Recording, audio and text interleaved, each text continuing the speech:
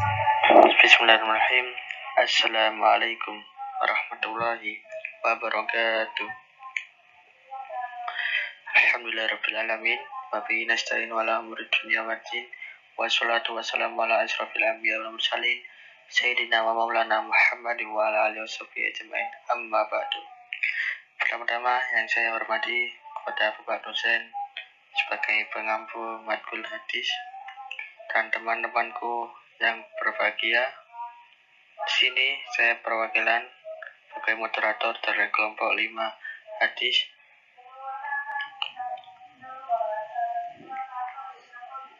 Akan membahas tentang hadis haji. Di sini saya ada beranggotakan 4 orang. Yang pertama Mbak Anissa dengan NIM 211231012, dan yang kedua Mbak Eva Evita dengan NIM 211231004, dan yang ketiga Mbak Rati Safitri dengan NIM 211231023, dan yang terakhir dengan saya sendiri Muhammad Kelvin Saputra dengan NIM 211231014. Materi yang pertama akan dijelaskan oleh Mbak Eva Evita. Waktu dan tempat dipersilakan. Baik, terima kasih atas waktunya. Di sini saya akan membacakan tentang haji tanpa mahram. Penjelasannya terdapat pada slide selanjutnya. Nah, di sini ada hadis tentang haji, wanita yang berhaji tanpa mahram. Bagaimana sih hukum wanita yang berhaji tanpa mahram? Apakah sah? Apakah berdosa? Apakah dibolehkan seorang istri berangkat haji sendiri tanpa ditemani oleh suami? Nah, dari Abu Hurairah radhiyallahu anhu, Rasulullah shallallahu alaihi wasallam bersabda, "La yahillu limra'atin tu'minu billahi wal yaumil akhir an tusafira masira yaumin walailatin laisa ma'aha hurmah," yang artinya seorang wanita yang beriman kepada Allah dan hari akhir tidak boleh melakukan perjalanan jauh atau safar sejauh perjalanan sehari semalam kecuali dengan mahramnya. Hadis riwayat Bukhari nomor 1088 dan Muslim nomor 1339. Dalam lafaz Muslim disebutkan sebuah hadis yaitu la yahillu limra'atin tu'minu billahi wal yaumil akhir tusafiru masirah yaumin illa ma'adi mahram, yang artinya seorang wanita yang beriman kepada Allah Subhanahu wa taala dan hari akhir tidak boleh melakukan perjalanan jauh atau safar sejauh perjalanan sehari kecuali jika bersama mahramnya. Hadis riwayat Muslim nomor 1339. Hadis di atas mengandung faedah. Hukumnya haram jika wanita bersafar atau menempuh perjalanan jauh tanpa adanya mahram. Itu artinya siapa yang tidak mendapatkan mahramnya, maka ia haram melakukan safar, apapun safarnya termasuk safar ibadah. Ketentuan wanita yang berhaji, yaitu yang pertama, beragama Islam. Syarat utama berhaji adalah beragama Islam. Pasalnya hanya muslim yang boleh menginjakkan kaki di tanah haram. Haji pun merupakan ketentuan agama Islam saja, bukan menjadi rukun apalagi aturan agama lainnya. Yang kedua, sudah balik. Orang yang wajib berhaji adalah orang yang sudah balik, ditandai dengan mimpi basah bagi laki-laki dan menstruasi bagi perempuan. Yang ketiga, berakal sehat. Orang-orang yang hilang ingatan, gila atau tidak waras tidak diwajibkan untuk berhaji. Hanya orang-orang yang berakal sehat yang layak memenuhi syarat wajib haji. Yang keempat, merdeka atau bukan budak. Meskipun pada saat ini sudah tidak ada perbudakan, haji tetap tidak diwajibkan bagi budak atau hamba sahaya yang beragama Islam sekalipun. Yang kelima, mampu secara fisik. Orang-orang yang sudah jompo sekalipun sebenarnya tidak diwajibkan beribadah haji, tetapi tidak ada larangan bagi mereka untuk tetap berangkat ke tanah haram di bulan haji meskipun ada uzur usia. Yang keenam, punya mahram khusus bagi wanita. Ada kalanya orang yang berhaji bukan merupakan pasangan suami istri. Namun syarat wajib haji ini ditetapkan oleh pemerintah Arab Saudi bahwa perempuan yang berhaji atau mengunjungi tanah haram wajib didampingi oleh mahramnya, atau seorang istri wajib didampingi oleh suaminya. Yang selanjutnya akan disampaikan oleh Mbak Ratih. Baik, selanjutnya yaitu B. Ketentuan bagi orang yang mewakili haji. Badal haji adalah ibadah haji yang dilakukan seseorang atas nama orang lain yang sudah meninggal atau tidak mampu berangkat karena kondisi fisik.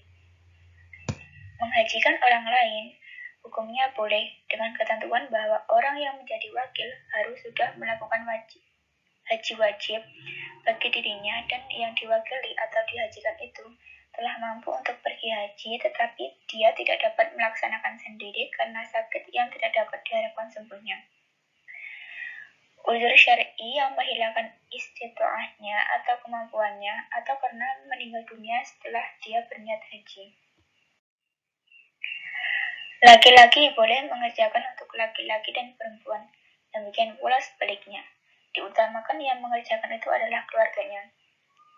Adapun dalil dan hadis sahih yang dapat dijadikan acuan atau memberi petunjuk dibolehkannya seorang anak menunaikan ibadah haji atau ibadah umrah atas nama orang tuanya, dan seseorang atau orang lain melaksanakan ibadah haji atau ibadah umrah untuk keluarga atau saudara yang diwakilkan atau dibadalkan. Di antaranya adalah dalil dan hadis tentang badal haji dan badal umrah. An Ibni Abbasin annam ra'ata ja'at ila Nabi sallallahu alaihi wasallam faqalat inna ummi nazarat an tahujja famatat qabla an tahujja afa ahujja anha qala na'am hujji anha ara'aiti law kana ala ummiki dainun akunti qadiyatahu qalat na'am faqala qultullah alladzi lahu fa innallaha ahaqqu bil wafaq. Riwayat Bukhari. Artinya, diriwayatkan dari Ibnu Abbas radhiyallahu anhu bahwa seorang perempuan datang kepada Nabi Muhammad sallallahu alaihi wasallam lalu berkata, sesungguhnya ibuku telah bernazar untuk berhaji. Lalu ia meninggal dunia sebelum ia melaksanakan haji. Apakah saya harus menghajikannya? Nabi Muhammad SAW bersabda, ya, hajikanlah untuknya. Bagaimana pendapatmu seandainya ibumu memiliki tanggungan hutan? Apakah kamu akan melunasinya? Ia menjawab, ya. Lalu Nabi Muhammad SAW bersabda, tunaikanlah hutang atau janji kepada Allah Subhanahu wa Ta'ala, karena sesungguhnya hutang kepada Allah Subhanahu wa Ta'ala lebih berhak untuk dipenuhi. Pelaksanaan badal haji tidak jauh berbeda dengan haji pada umumnya, namun ada perbedaan pada saat membaca niat. Adapun niat badal haji adalah sebagai berikut. A'udzubillahiminasyaitonirrajim. Bismillahirrahmanirrahim.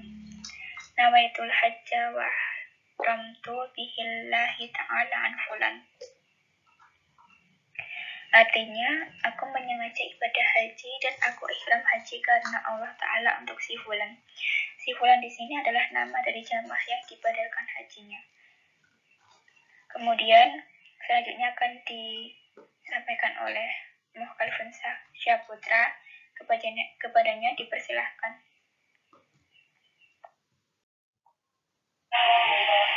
Materi selanjutnya, yakni syarat bagi seseorang yang hendak membatalkan haji untuk orang lain. Pertama, 1.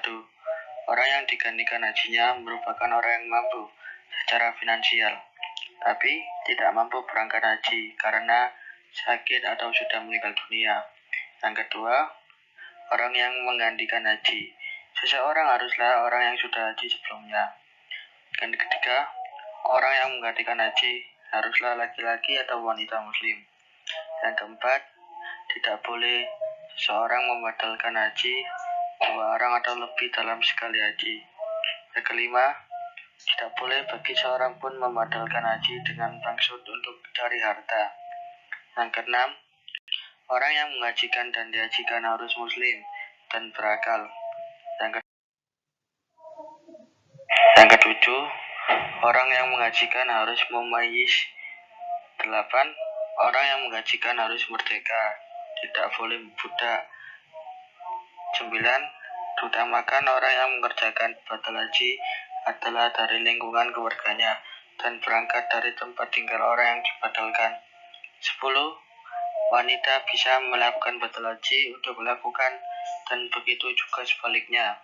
Yang paling penting, wanita atau pria yang melakukan badal haji tersebut sebelumnya sudah pernah berhaji. Membatalkan haji juga dibatasi hanya untuk satu orang saja dalam sekali haji. Baik, terima kasih atas perhatiannya. Apabila dari presentasi kelompok kami ada salah kata, mohon dimaafkan. Jika ada pertanyaan, silakan bertanya di diskusi nanti. Wabillahi taufiq wal hidayah. Assalamualaikum warahmatullahi wabarakatuh.